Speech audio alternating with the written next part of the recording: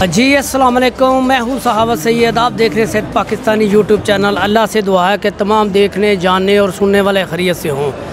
जैसा कि आप जानते हैं कि मैं इस्तांबुल टर्की के दौरा पर हूँ और आज मैं इस्तांबुल टर्की में पाकिस्तानी कम्युनिटी की हर दिल अजीज़ शख्सियत और एक जानी पहचानी शख्सियत और जो पाकिस्तानी कम्युनिटी के लिए ना सिर्फ बल्कि मजमूई तौर पर कह सकते हैं कि पूरे जनूबी एशिया के लोगों की खिदमत कर रहे हैं और उनको कानूनी खिदमत पेश कर रहे हैं, फ़राहम कर रहे हैं, लाइक इंडिया, बांग्लादेश, नेपाल।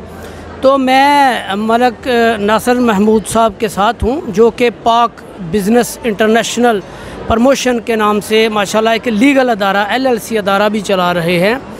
तो इस तरह है कि मैं एक तो मलक साहब आपका बहुत शुक्रिया अदा करता हूँ कि आपने वक्त दिया, और दूसरा मेरे दिल में बहुत देर से बात थी कि मैं मलक साहब के साथ मिलकर लीगल सर्विसेज अपने पाकिस्तानियों को फ़राहम करूं, क्योंकि मेरे पास जो बहुत ज़्यादा इंक्वायरीज़ थी और मैं ज़्यादातर पाकिस्तान में रहता हूं, तो तुर्की के लिए मैंने बड़ी तहकीक की और मलक नासिर महमूद साहब से बेहतर कोई बंदा ना पाया।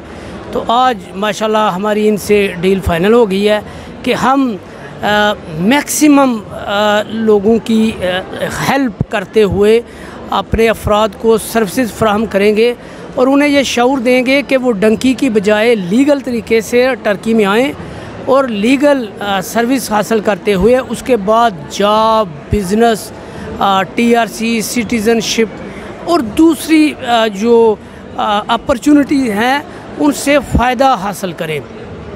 तो ये 2-3 क्वेश्चन है मैं मलक साहब से करता हूँ। तो मलक नासिर महमूद साहब चूँकि एक्सपीरियंस पर्सन हैं इस शोबा में, इस फील्ड में, तो वो मेरे साथ साथ आपको भी आज उन सवालों के जवाब देते हैं।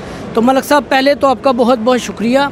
तो दूसरा मेरा पहले ये क्वेश्चन है कि अगर कोई बंदा वीज़ा पर टर्की आता है, ज़ाहिर है आप हमें हमेशा सजेस्ट करते हैं कि वीज़ा पर आएँ, वीज़ा के बगैर ना आएँ। एक बंदा वीज़ा पर टर्की आ गया तो सबसे पहले उसके लिए मरहला होता है लीगल स्टे का, TRC। तो आप उसके लिए क्या सजेस्ट करेंगे और अपनी फ़र्म की तरफ से क्या खदमात पेश करते हैं, इसका आप जवाब दें, फिर आगे चलते हैं।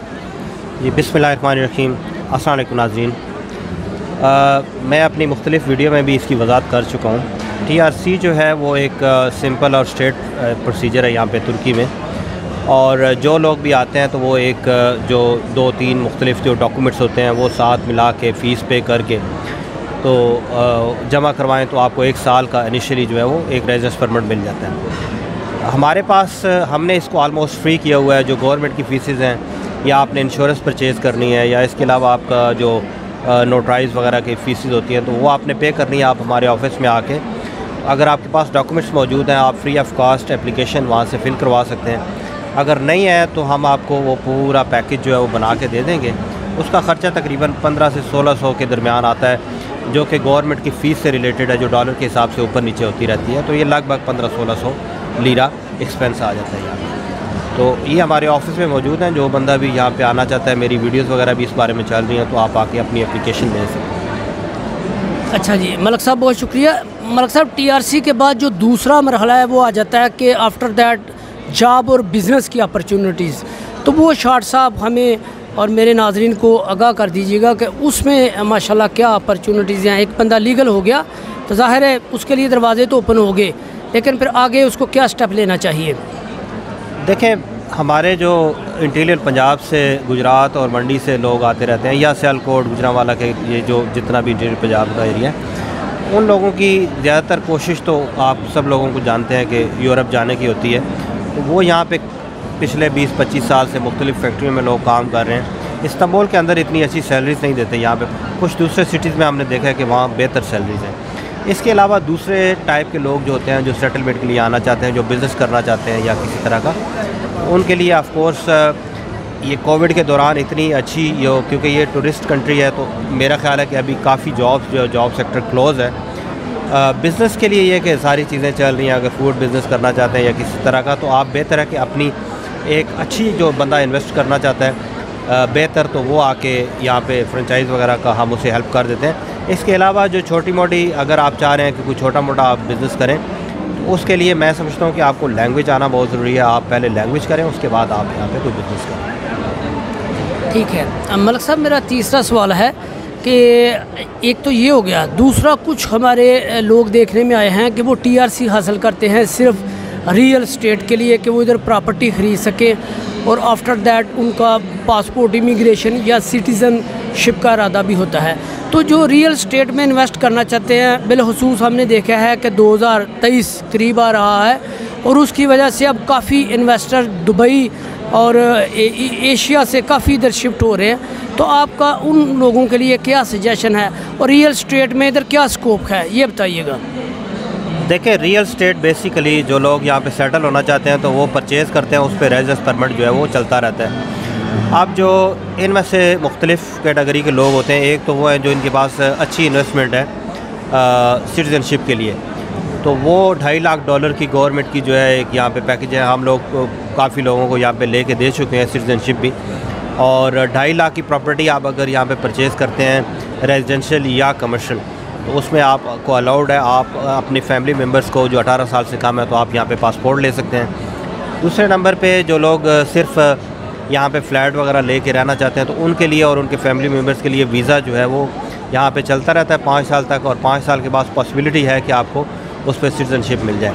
ये आपका यहाँ रहने का तरीका है, एक तो आपके पास घर आ जाता है, उसके अलावा ये एक अच्छी इन्वेस्टमेंट भी है। कुछ लोग जो है वो 2 या 3 फ्लैट ले लेते हैं, परचेज़ कर लेते हैं, तो उस बेस पे वो यहाँ पे एक तो लीगल रह रहे होते हैं, वीज़े का इशू भी नहीं होता, और दूसरा उनका रेंट भी वहाँ से मिल रहा होता है। और ये इतना एक्सपेंसिव कंट्री नहीं है, यहाँ पे रहना कोई इतना मुश्किल नहीं है। अगर आपका कोई रेंट आउट आपने किया हुआ है फ्लैट वगैरह, तो आप यहाँ पे गुजारा चला सकते हैं। जी मलिक साहब, मेरा आखिरी सवाल है कि रियल स्टेट के ज़रिया से तो आपने बता दिया सिटीज़नशिप या पासपोर्ट का, तो इसके अलावा भी कुछ ज़राए होते हैं लाइक के इधर वर्क परमिट के ज़रिए से स्टे कर लिया जाए या शादी कर ली जाए या कोई और अपॉर्चुनिटी, तो थोड़ा सा स्पेसिफिकली पर्टिकुलरली इसको सामने रखते हुए सिटीज़नशिप को आप उस पर थोड़ी सी रोशनी डाल दीजिएगा। हाँ, देखें, जो शादी के लिए अक्सर लोग पूछते रहते हैं, शादी का तो लॉ तकरीबन वही यूरोपियन लॉ है जैसा कि दूसरे यूरोपियन कंट्रीज़ में, कि आपको शादी करके यहाँ पे 3 साल का वीज़ा मिल जाता है, उसके बाद आप पासपोर्ट अप्लाई कर सकते हैं। लेकिन इतना यानी कि यहाँ पे ये ट्रेंड नहीं है। बहुत कम लोग हैं जो शादी करके करते हैं। आम तौर पे यहाँ पे टूरिस्ट रेजिडेंस परमिट 1 साल का मिल जाता है जिस पे लोग काम करते रहते हैं, या फर्दर फिर कोई प्रॉपर्टी वगैरह ले ली तो उस बेस पे जो है ना कुछ अर्सा यहाँ पे रह के तो वो ले सकते हैं। शादी के लिए कुछ रिस्ट्रिक्शंस हैं यहाँ पे, आप लोग अवॉइड करते हैं क्योंकि उसमें फिर आप बाउंड हो जाते हैं वाइफ के साथ, और बहुत सारी चीज़ें जो है ना आपको शेयर करनी पड़ती हैं या आपको प्रॉब्लम्स होती हैं अगर बच्चे हो जाते हैं। तो इसलिए मेरा ख़्याल है कि आप अगर सिर्फ नेशनलिटी के लिए लेना चाहते हैं तो आप शादी वाला चक्कर ना करें, और अगर आप वैसे आप किसी के साथ शादी करना चाहते हैं या आप समझते हैं कि कोई ऐसी अच्छी फैमिली आपको मिल गया तो वो फिर कोई इशू नहीं है। अगर आप रियल शादी करना चाहते हैं, इट्स गुड फॉर यू। जी मलिक साहब, बहुत बहुत शुक्रिया। अब माशाल्लाह तकरीबन तमाम क्वेश्चन के बड़े सैर हासिल जवाब हमें मलिक साहब की तरफ से मिल गए हैं, तो इंशाल्लाह इनसे इसी तरह सिलसिला जारी रहेगा।